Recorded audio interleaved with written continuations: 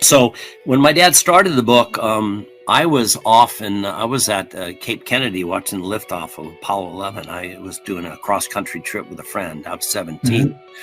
And my dad was in Incline Village in Lake Tahoe. And he spent a couple of months, and he said many times he only managed to write about 2 paragraphs there, the first couple of pages.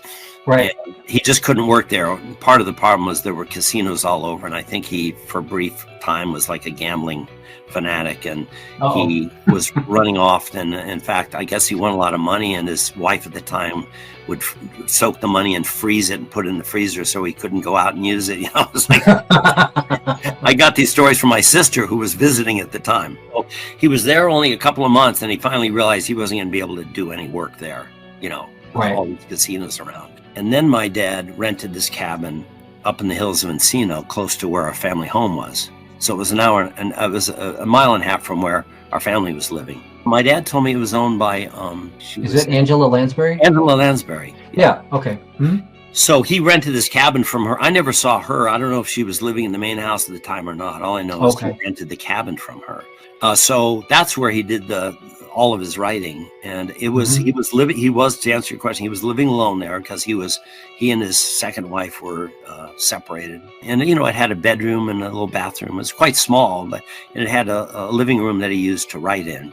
And I would walk up when I got back from, because I had gotten back from my cross-country trip. And I was always interested in my dad's writing and his work. And he had given me the preface, you know, the Iraqi sequence, and he told me what he was working on. So I would walk up and I would go and sit with him in the evening. He would usually start 8 or 9 at night and work right through until like 8 the next morning. I wouldn't stay the whole time, but that's when he wrote.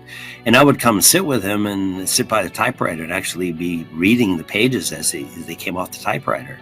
It was fun for me and kind of exciting, and because I thought it was a great story. I was the first person to read it. I've told people, you know, I was, because, you know, I was the only person who was there, and he was working constantly because he was pretty much broke, you know, interest in his scripts and then he had my family, you know, my mom and my sisters and me to support in a kind of a big house. And he was renting this guest house. He got a $10,000 advance to write this book.